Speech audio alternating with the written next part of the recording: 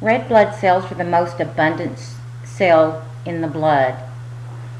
There's approximately 4 to 6 million per millimeter cube of blood and constitute approximately 45% of the total blood volume. Red blood cells are also called erythrocytes and are the cells in the blood responsible for carrying oxygen to all cells of the body. They carry about 23% of the blood's total carbon dioxide, which is the byproduct of cellular respiration. Red blood cells are shaped like a biconcave disc and very flexible. They have no nucleus when they mature. It's pushed out before they leave the red bone marrow. The lifespan is approximately 120 days before being broken down by the liver and the spleen. Pardon me. This shows the biconcave disc that we were just discussing because they have no nucleus. This is a benefit for red blood cells because this allows them to have a greater surface area for oxygen. Oxygen can enter the blood more rapidly than if there were no indent on the red blood cell. As the red blood cells mature, it loses its nucleus in most organelles, causing this concave disc shape. Hemoglobin is the oxygen binding pigment found in red blood cells. The structure of hemoglobin is that each molecule has 4 subunits, and each subunit has a polypeptide protein chain and a heme group. The iron ion of the heme group is what actually binds to oxygen. Oxyhemoglobin is the term given to when hemoglobin has bound with oxygen. This is the image of a hemoglobin molecule.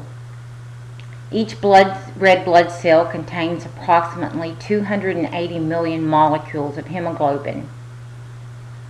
This allows each hemoglobin molecule can carry up to 4 oxygen molecules. Oxygen, of course, is used to derive energy extracted from food molecules during cellular respiration. As oxygen is used, carbon dioxide is produced. Most of the carbon dioxide is dissolved in the plasma. However, some binds to hemoglobin at the hemoglobin site, but other than the site where the iron binds the hemoglobin. Hemoglobin has a much greater affinity for carbon monoxide than for oxygen. Carbon monoxide is odorless and tasteless, and it is a poison. The primary source of carbon monoxide is automobile combustion, or also improperly vented heaters or chimneys. Carbon monoxide has a 200 times greater affinity for hemoglobin has a 200 times greater affinity for carbon monoxide than it does for oxygen. If the concentration of oxygen and carbon monoxide were equal, 1 molecule of hemoglobin would bind to oxygen compared to 200 molecules of hemoglobin binding to carbon monoxide. When carbon monoxide binds, this blocks the site oxygen needs to sustain life to continue.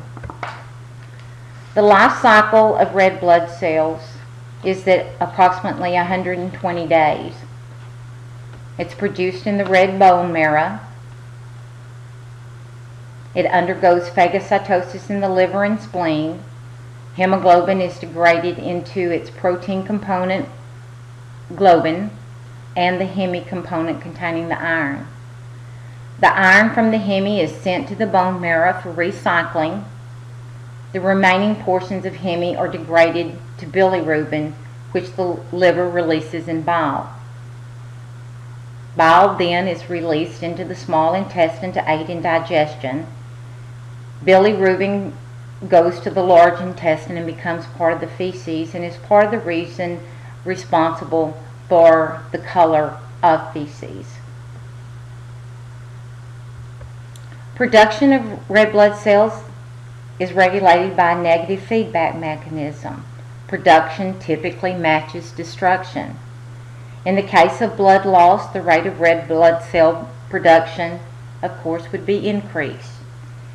Kidney cells sense the reduced oxygen and produce the hormone erythropoietin. Erythropoietin hormone then stimulates the red bone marrow to produce more red blood cells. The increased oxygen carrying capacity of the blood inhibits further production of erythropoietin.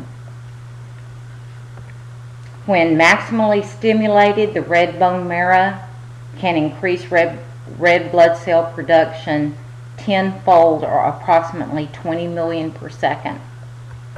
This shows the red bone marrow. It's going to produce more blood cells, a decrease in oxygen sensed by the kidney. It's going to cause the kidney cells to release the hormone erythropoietin, which is going to travel via the bloodstream to the bone marrow. The bone marrow then is going to stimulate increased production of red blood cells, which therefore will reinstate oxygen delivery to the tissues and cells of the body, which will bring it back to that homeostasis, that set point that we should have, which will inhibit further erythropoietin release. Disorders of red blood cells include anemia. Anemia is just the blood's ability to carry oxygen is decreased. It may result from either too little hemoglobin, too few red blood cells, or possibly even both. Symptoms of anemia include fatigue, headaches, paleness, dizziness, heart palpitations, and breathlessness. An anemia's heart beats faster to compensate for the blood decrease to carry oxygen. Typically, it's not life-threatening, although can affect quality of life due to the lack of energy and low level of productive activity.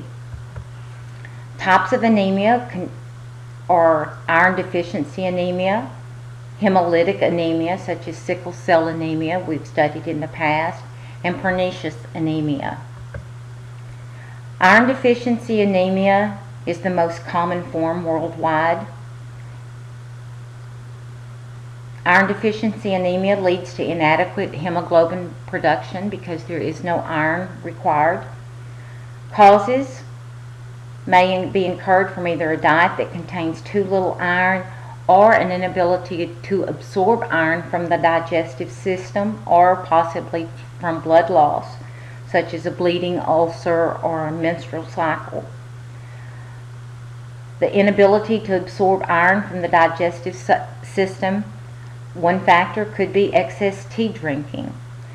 Tea contains a chemical called tannic acid, which inhibits iron uptake. Foods rich in iron include meat, leafy vegetables, fortified cereals, or even iron supplement pills. Hemolytic anemia occur when red blood cell destruction exceeds red blood cell cell production. Causes may be because of infections, defects in the plasma membranes of the red blood cells, transfusions of mismatched blood, inappropriate blood types, or hemoglobin abnormalities. Sickle-cell anemia is caused by abnormal hemoglobin. It results from one amino acid in the protein chain. The abnormal hemoglobin causes the red blood cells to become crescent-shaped when blood oxygen is low. The cells are fragile, they rupture easily, clog small blood vessels, can damage organs. This breakage promotes clot formation, preventing these oxygen-laden blood from reaching tissues. It results in excessive pain or could result even in death.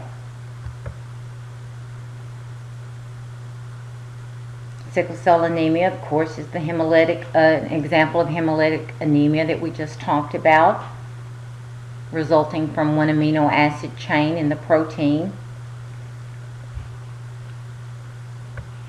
Pernicious anemia occurs when there's insufficient production of red blood cells. Production of red blood cells depends on vitamin B12. Intrinsic factor is a component produced by the stomach lining that helps the small intestine absorb vitamin B12 from the diet. Pernicious anemia is caused by failure to produce this intrinsic factor from the stomach, which makes it impossible for B12 to be absorbed in from the intestines. Individuals who have pernicious anemia are treated with injections of B12. Lead poisoning can also lead to anemia. Lead used to be found in house paint, old pipes, thus it was in drinking water, was found in air or soil pollution, lead solder on canned foods.